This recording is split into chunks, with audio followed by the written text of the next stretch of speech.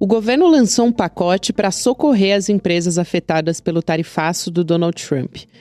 O Plano Brasil Soberano está reunindo medidas de crédito, alívio tributário, reforço de garantias e apoio à exportação. São 30 bilhões de reais em linhas de crédito para as empresas mais atingidas, com acesso condicionado à manutenção dos empregos. O reforço nos fundos garantidores soma mais de 4,5 bilhões de reais, ampliando o alcance para as pequenas e médias empresas. Os exportadores vão ter um ano a mais para cumprir os prazos, evitando multas e embarques para os Estados Unidos. O pacote também permite compras públicas de produtos afetados para merenda escolar e hospitais. Uma Câmara Nacional de Acompanhamento do Emprego vai monitorar os postos de trabalho e atuar junto com os setores impactados. Na frente externa, o governo acionou a Lei da Reciprocidade, abriu consulta na Organização Mundial do Comércio e mantém negociações com Washington. O objetivo é reduzir a dependência do mercado estadunidense e preservar a competitividade da indústria brasileira. Sexta-feira, 15 de agosto de 2025.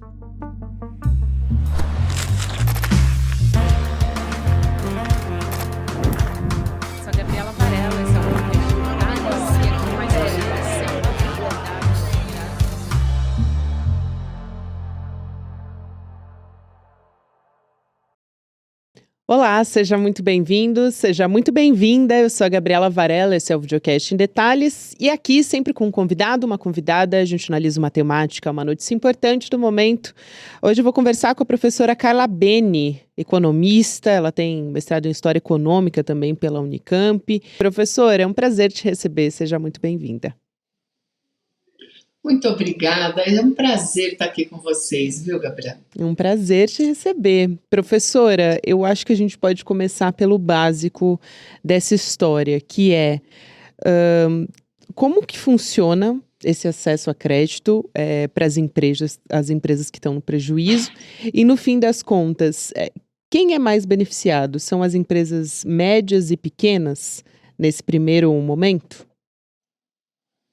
Bom, esse pacote, eu vou só dar uma delineada, assim, de uma forma geral para a gente começar, que eu acho que fica mais fácil também. Esse pacote, na verdade, é uma medida provisória que ainda vai passar pelo Senado, né? Então, podemos ter aí, eventualmente, algum ajuste, a gente fala com o que a gente tem no momento, tem a temática de Brasil soberano.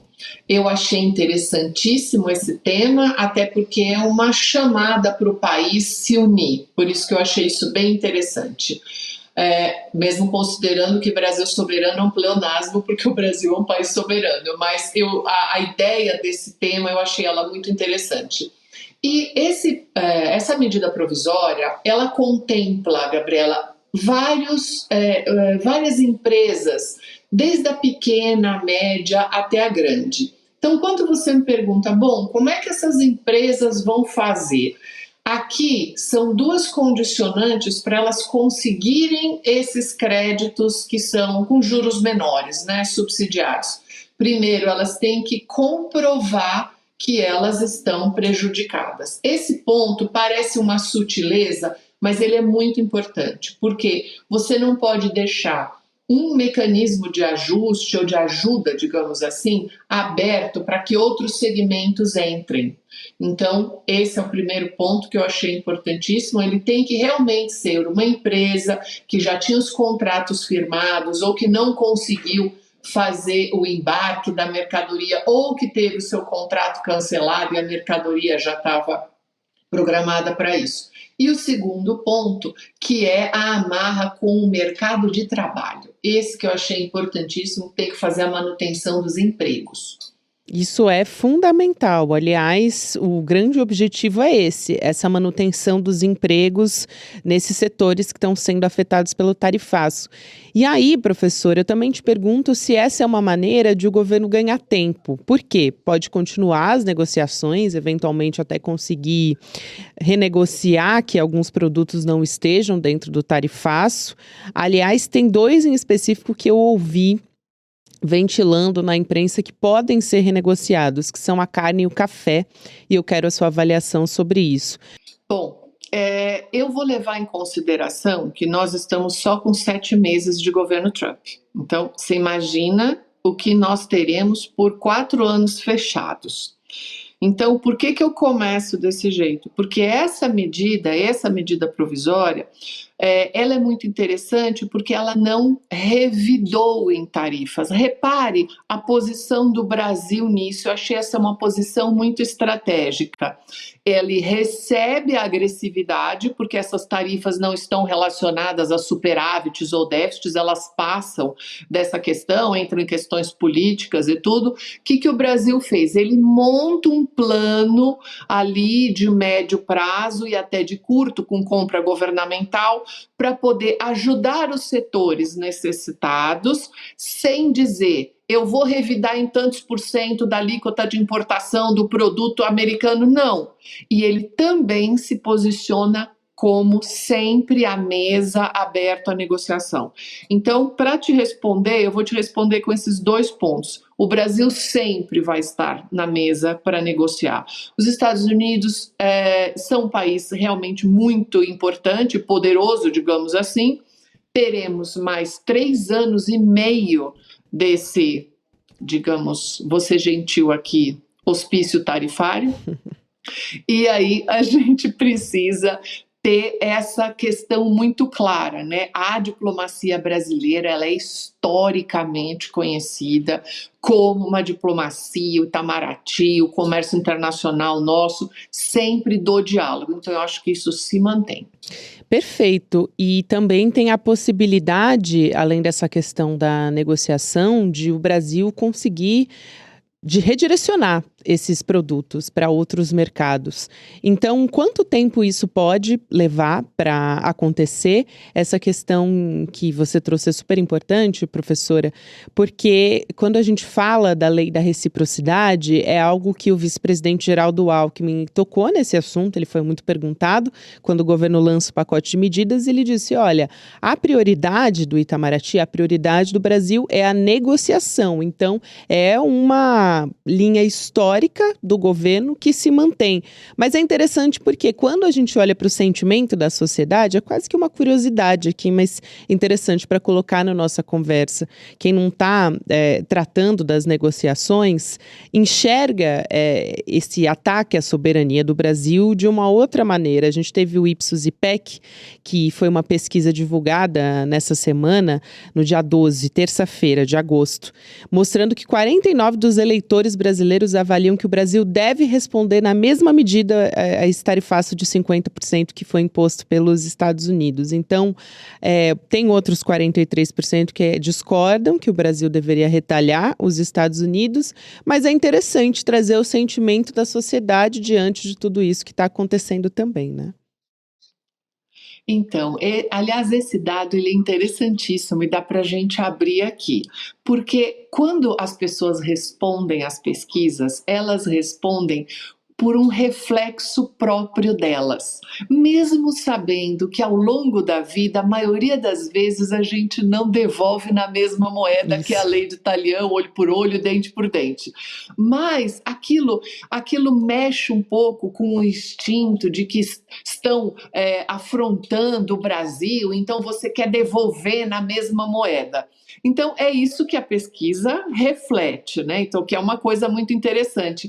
O que prova que políticas públicas não podem ser feitas por reflexo de decisões individuais. Porque já imaginou a gente pegar a nossa pauta toda que a gente comercializa com os Estados Unidos e sobretaxar em 50%, claro, os nossos eletrônicos, os nossos celulares? Então, por isso que é muito interessante. Essa pesquisa ela ficou muito interessante porque ela te dá uma sinalização do que não fazer, né? Exatamente. Então, é exatamente o que não fazer. Por quê? Porque essa é uma grande diferença entre análise e analogia. E eu brinco até às vezes com os meus alunos que a analogia é o reflexo seu de como você pensa e você reflete isso daí para o todo, que é completamente diferente da análise. Eu brinco que a analogia é aquela prima pobre que a análise tem. Então, isso daí é muito importante. Amei esse tema, porque é tudo que a gente não pode fazer sob a ótica comercial, empresarial e diplomática.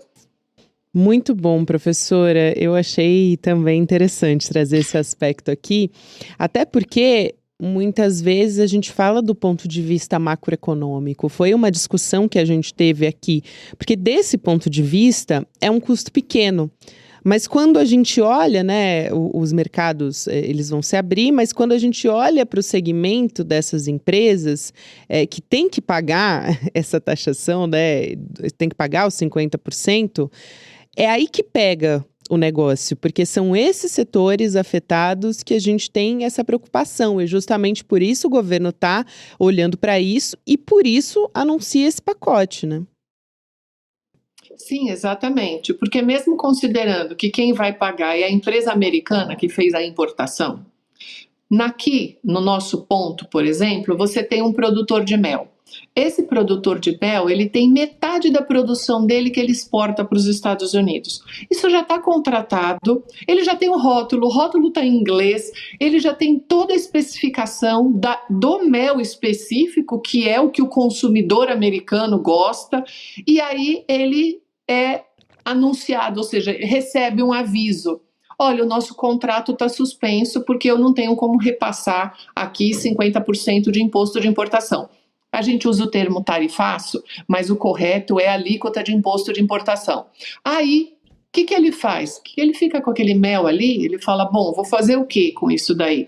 Por isso que essa medida provisória do governo ela é muito importante, porque ela entra nesse ponto e diz, você tem um produto perecível, você tem manga, você tem açaí, você tem mel, eu vou comprar isso, eu vou usar isso nas escolas, nos hospitais, no sistema carcerário, eu vou fazer compra governamental. Nesse primeiro momento, ele tem um alívio. Aí ele consegue respirar. Vou pegar um crédito subsidiado porque eu quero aumentar a minha produção, porque eu quero buscar um novo mercado, porque eu vou vender para o mercado interno, porque eu não posso demitir as pessoas. Aí ele tem um certo fôlego para pensar.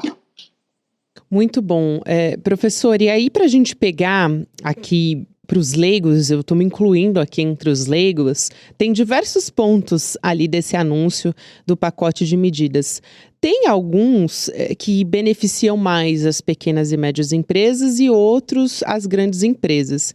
O Reintegra, que é esse programa que prevê o ressarcimento de parte dos tributos para as empresas que exportam. Ele está previsto ali em torno, acho que de 3%, se eu não me engano, para as grandes, para as menores e médias, 6%. Como é que ele funciona? Porque o governo ele fez um estudo muito profundo no tempo que teve, claro, mas analisou ali cerca de 10 mil CNPJs para ter uma ideia de como atender caso a caso. Então, para a gente explicar um pouco melhor como é que atende a pequena e a média e as grandes empresas também por meio de algum benefício ou outro. De uma forma, acho que mais simples, para a gente poder entender, quando a empresa ela importa alguns itens para poder exportar depois. Então, ela acaba tendo um benefício nesse sentido, ou seja, ela consegue um crédito tributário, porque ela precisa importar um item para poder exportar. Eu vou pegar aqui até um exemplo que é muito até simbólico no Brasil. O Brasil exporta aço. Só que para ele exportar aço, ele precisa importar carvão. Olha que coisa interessante. Ele importa carvão porque o nosso carvão tem um teor de combustão que não é o suficiente para a produção do aço. Então, o Brasil importa carvão dos Estados Unidos, produz o aço e exporta aço para os Estados Unidos. E aí, quando ele for mandar esse aço, ele vai ter a sobretaxa de 50%. Quer dizer, olha que confusão que virou. Então, dessa forma, se você tem uma área de atuação onde você precisa importar para exportar, você acaba tendo créditos tributários que você pode usar. Então, esse é o primeiro movimento. E o segundo é que você pode ter um prazo para você efetuar os pagamentos, postergar em 2 meses o pagamento de alguns impostos específicos. Então, esse daí é uma outra movimentação para ajudar. A ideia é isso mesmo, é você dar um fôlego para a empresa poder ajustar o fluxo de caixa dela, né? Exato. A gente entra também no drawback, que é até um termo em inglês, enfim, para a gente poder explicar para as pessoas também, né? Houve a prorrogação desse prazo também para os exportadores usarem esse drawback. Queria pedir a explicação de como é que funciona isso. Então, é mais ou menos essa ideia, ou seja, você recebe uma mercadoria e depois você exporta ela. E aí, o que esse projeto te deu? Ele te deu tempo de até 1 ano para você poder fazer a venda dessa mercadoria. Então, o que é um tempo maior, bem considerável, porque se você não consegue vender para o mercado americano, você pode conseguir vender para outro país. E aí entra no meio desse caminho esses acordos que o Brasil tem feito com outros países, porque é aqui que entra uma diferença.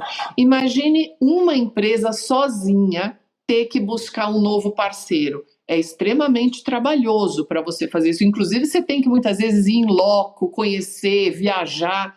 Essas viagens internacionais do presidente, elas são muito relevantes porque quando você tem os acordos entre os países, você diminui a burocracia, você diminui os entraves. Então, negociações específicas com o México, onde foi feito exatamente, o Lula e Sheinbaum assinam vários acordos, isso daí facilita. Então, é aqui que entra no meio do caminho, olha, eu te dou mais 1 ano para você vender a sua mercadoria, e enquanto isso eu vou abrindo outros mercados desse outro lado. Por isso que eu achei que esse projeto, essa medida provisória, na verdade, ela é mais ampla, ela tem um projeto de mais longo prazo, porque a gente não sabe do governo americano o que vem, né? Exatamente. E aí, quando a gente fala dos produtos, eu queria entender como é que vai ser esse cenário, né? Quais são os produtos que são mais complexos para você redirecionar? A gente estava falando aqui até da possibilidade de alguns produtos caírem de fato do tarifaço. Se tem a expectativa de algum outro produto que eu não tenha citado, eu citei aqui a carne e o café, eu tenho ouvido mais falar sobre isso, porque é muito complexo para os Estados Unidos, enfim, a questão da carne, porque a carne hoje tem uma inflação muito grande nos Estados Unidos, o café tem uma outra questão, que é a maneira como eles utilizam um café brasileiro, com um blend, com outro café, então é mais complexo também. Se tem algum outro produto que pode realmente cair também do tarifaço e quais são os mais complexos de redirecionar? Tá. Bom, com relação ao café e carne, o prejuízo é deles. Basicamente isso. Porque o mundo inteiro quer café e o Brasil acabou de abrir mercado de carne para o Vietnã, abriu o mercado de ossos bovinos para o México e agora, se eu não me engano, acho que Filipinas também abriu outro mercado. E ainda tem toda a parte de suínos que ainda vai para a Ásia. Então, isso eu só estou falando dos bovinos. E realmente os Estados Unidos está com o menor, digamos assim, plantel da história. Então, eles estão com escassez. É realmente uma surpresa o café ter ficado de fora e a carne. A carne eu até posso entender, porque os produtores americanos ficaram muito felizes com essa decisão. Eles têm sérios problemas por causa do peso da JBS dentro dos Estados Unidos, que controla preço de mercado, tudo. Então, a carne a gente até pode entender, mas o café, ninguém entendeu por que o café ficou de fora da lista. Muito bem, obrigado. A gente tem lugares imensos para vender. E já foi anunciado, essa semana agora, a China, ela certificou 183 produtores brasileiros pequenos para vender para a China. Então, porque a China resolveu tomar café, né? Então, o maior número de cafeterias que puder imaginar estão lá agora. Então, esse é um outro benefício para a gente. Tem uma outra fruta que eu estava pensando, não sei se talvez, é o açaí, sabia? O açaí é uma coisa muito interessante, porque você tem uma produção lá nos Estados Unidos e de empresas que só trabalham com esse açaí lá, porque é energético, é fit, é sei lá eu mais o que em cima do açaí, que você tem toda uma história em cima do açaí. Para nós, a gente tem todo um mercado de trabalho, empresas que dependem, mão de obra, de famílias inteiras que trabalham no açaí, principalmente na região do Pará, né? Não sei como é que isso vai ser. Já escutei que a China vai comprar açaí em pó do Brasil para começar a produzir lá bebidas específicas aí de acordo com o gosto de cada um. Então, a conferir aí, porque eu acho que no final das contas os nossos resultados para o longo prazo vão ser melhores, a nossa independência vai ser maior ainda, no sentido de ter mais parceiros. E no final das contas, é capaz de Trump acelerar os processos do BRICS. Ah, que interessante. Essa questão do açaí ainda não tinha ouvido ser colocada. Aliás, falando da China, o Brasil teve uma reunião com o Xi Jinping e está negociando também a volta, a reabertura do mercado de frango, porque foi interrompido por uma questão sanitária, a gente teve a gripe aviária, enfim, é um procedimento padrão, mas também está negociando a volta disso, esse retorno. E vou pegar o gancho com o final da sua fala, né, sobre esse cenário a longo prazo. Também quero saber quem se recupera mais rápido quando a gente olha para esses setores. Como é que o mercado vai se acomodando, enfim, e também conforme vai negociando com outros países e abrindo esse mercado. Mas tem setores que podem se recuperar mais rápido, o agronegócio, por exemplo? Eu acho que sim, nessa medida que a gente tem mais abertura, por exemplo, para o agronegócio é muito forte, né? A Frente Parlamentar Agropecuária são 314 parlamentares, né? Então, ali você tem uma força e um movimento e um dinamismo também muito grande. Só que o recado que fica disso que a gente está vivendo não se pode mais confiar no governo americano. Esse recado é claríssimo, porque do mesmo jeito que ele acabou de postergar o tal dos 90 dias com a China, ele postergou por mais 30 e, além de tudo, autorizou a venda de chips para a China, que ele tinha dito que não ia fazer mais. Semana que vem ele muda todas essas regras e anuncia 60% de tarifa em cima, 70%. Sabe Deus o que ele vai inventar. Acabou de avisar que, no caso da Índia, se a Índia continuar comprando o petróleo da Rússia, vai ser sobretaxada em 50%. Então, aqui, olha com o Brasil, é Brasil e Índia, os dois com 50%. Um por questões políticas que fogem dessa regra econômica e outro porque está comprando petróleo da Rússia, quer dizer, e o Canadá, além de tudo, se o Canadá reconhecer o Estado palestino, ele já anunciou que o comércio entre eles vai ser dificultado. Então, a gente não tem as regras na mão, a gente não tem a mínima ideia do que vai ser a semana que vem. O que isso vai provocar? Uma sedimentação de que a gente não pode mais confiar nesse parceiro. Então, com base nisso, diante de tantas traições, teremos que encontrar outros parceiros.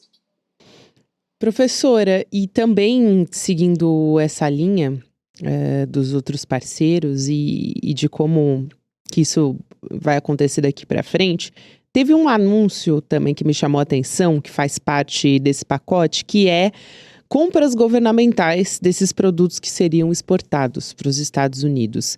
E aí são principalmente perecíveis. A gente pode falar de produtos que iriam para hospitais, para merendas, por exemplo, escolares. Como é que funciona isso, levando em consideração a experiência brasileira já no passado? A gente já teve outros exemplos disso na nossa história?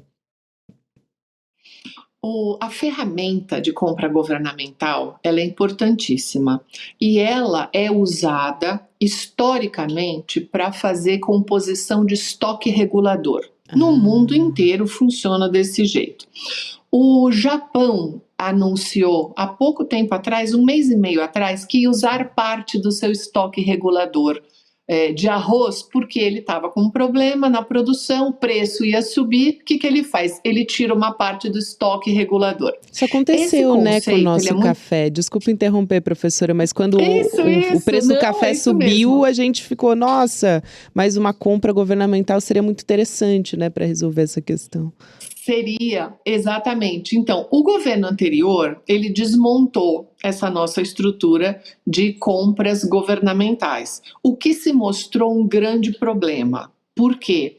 Porque os preços desses itens, arroz, feijão, milho, café, eles são do consumo diário do brasileiro. E a gente tem uma questão hoje em dia muito forte depois da pandemia, principalmente, no mundo inteiro, que é uma associação imediata da população, se os preços sobem ou caem, com o chefe do executivo do momento. Então, o presidente da República passou a ser o responsável, entre aspas, pelo aumento do preço dos alimentos. E isso afeta a questão da popularidade. E esse é um peso nos Estados Unidos, no Brasil, pode escolher o país, isso virou quase que uma regra. Então, ter estoque regulador é até uma decisão política. Então, nesse caso específico, não é só para abastecer a Conab, por exemplo, que é a estrutura nossa de estoque regulador. É para usar o perecível, o pescado, o mel, as frutas, para que os hospitais possam fazer as refeições, as escolas, o sistema prisional também, e usa o mesmo conceito, é um conceito chamado de mão amiga.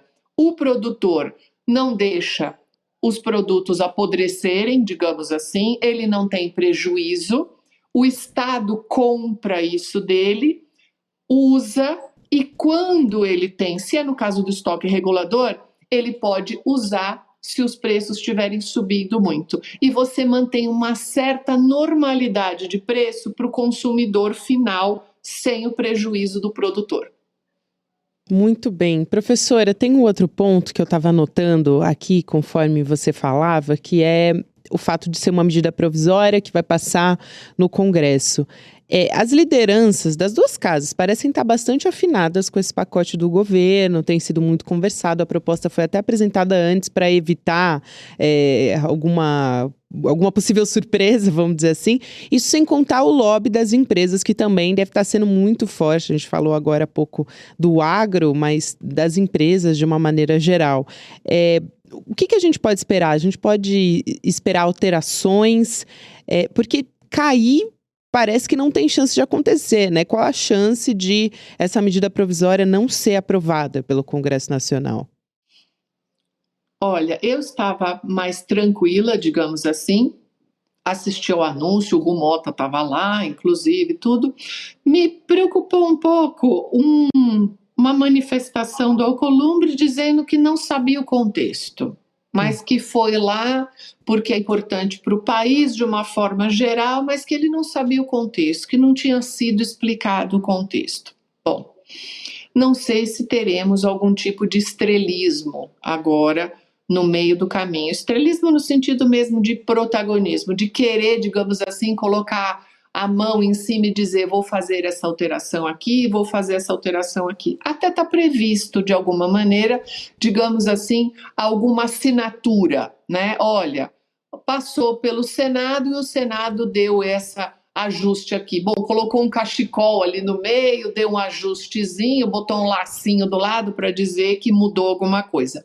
Isso daí é perfeitamente possível de acontecer. Agora, não esperamos que isso daí não seja aprovado, né? Porque as empresas vão ficar na mão. E também, quando a gente fala sobre vai passar essa medida provisória pelo Congresso, mas ela é uma medida temporária. Qual é a chance dela se tornar uma medida permanente também? Eu acho que essa é uma pergunta importante, porque eu me lembro, por exemplo, na pandemia, a gente teve o PERSE de retomada de um setor específico de eventos e que acabou durando mais do que o período da pandemia. Qual é a chance disso acontecer? E aí isso tem um custo também, porque na verdade ele está fora do arcabouço fiscal, né? Sim. Políticas públicas, de uma forma geral, elas, para serem bem feitas, elas precisam estar assentadas em alguns pilares. Então, o primeiro é a questão estatística, né? Então, você avalia, você desenha esse projeto todo. Depois você coloca ele em prática e aí você precisa acompanhar. É aqui que a gente se perde nesse país, porque a gente precisa acompanhar isso. Como isso vai ficando, isso se torna político e a tapa da mão que foi o planejamento. Então ele Professora, precisa desculpa te interromper, a gente teve uma interrupçãozinha na internet e aí a sua frase ficou incompreensível. A gente pode só retomar a frase? Tá, só retomar, tá joia? Então, a gente precisa de um planejamento prévio, ele precisa ser colocado em prática, e esse colocado em prática precisa de acompanhamento, dados estatísticos, para que você determine, isso precisa terminar, isso precisa ter uma hora para terminar, porque senão, exatamente como você falou, a gente vai entrar na questão do PERSE e tantas outras que nós temos aí, de benefícios tributários e de ajustes, aí são mais 600 bilhões que a gente tem aí por ano. Então isso precisa tomar muito cuidado para que outros segmentos não prejudicados não aproveitem o caminho e entrem, e o prazo para terminar, porque a chance disso virar permanente, porque aí acaba sendo uma questão política. Quando você não acompanha e vai deixando, isso vai ajustando os setores começam a se programar e se ajustar com esses benefícios, passam a achar que não podem mais viver sem e aí vão fazer pressão política. Então, esse é um alerta. Política pública bem feita precisa ter desenho, precisa ter acompanhamento estratégico, porque vem o teu ponto, vai precisar de dotação orçamentária para isso. Então precisa ter um tempo para terminar. Outro PERSE, ninguém precisa, né? Excelente, professora. Que importante aqui a sua participação. Acho que ficou muito didático, muito claro todos esses pontos. Obrigada demais e um grande abraço. É sempre um prazer te receber. Obrigada, é sempre um prazer estar aqui com vocês e até a próxima. Valeu, querida, até a próxima. A gente continua aqui para te dar um recado importante, que é uma aula histórica inédita com um dos maiores especialistas em democracia do mundo. Já falei aqui do autor do best-seller Como as Democracias Morrem. A gente vai ter uma aula no ICL com o autor do best-seller, professor de Harvard também, o Daniel Ziblatt. Vai ser no dia 28 de agosto, 8 horas da noite, dia 28 de agosto. Vai ser uma quinta-feira, então anota na sua agenda para não perder nada, a aula é gratuita, então além de ser de graça também é online, você tem que deixar o seu e-mail em detalhesicl.com.br para poder participar, e vale muito a pena porque a gente vai falar sobre como a extrema-direita tem se embrenhado nas entranhas, nas democracias, e quais são as preocupações que a gente deve ter, continuar muito vigilantes com tudo que está acontecendo, não só no Brasil, mas no mundo também. Obrigada a você que me acompanhou até aqui. Agora tem o Mercado Investimentos, na sequência você fica com o Rolê ICL, e você pode ouvir Em Detalhes todos os dias nas plataformas de áudio. Até a próxima. A esquerda no Brasil diz que a direita quer matar a democracia. A direita no Brasil diz que a esquerda está fazendo uma ditadura. Quem será que está falando a verdade? Existe uma conspiração, um plano secreto por trás do que está sendo feito pela extrema-direita no Brasil? Quem poderia nos ajudar a entender esse xadrez político que, no final das contas, vai definir o destino das nossas vidas? Eu digo para vocês quem? Daniel Ziblatt, autor do livro Como as Democracias Morrem, professor de Harvard e atualmente uma das pessoas mais demandadas no mundo para explicar esse fenômeno. E ele vai dar uma aula online gratuita aqui no ICL para toda essa nossa comunidade. Vai ser no dia 28 de agosto, uma quinta-feira, às 8 horas da noite. São coisas que só o ICL traz para você. O ICL está em todo lugar, na palma da sua mão, na TV da sua casa e até nos seus ouvidos. Para ir além da manchete e mergulhar com apuração e contexto de verdade, acesse iclnoticias.com.br. Siga o ICL, compartilha e vem com a gente. Informação para quem pensa.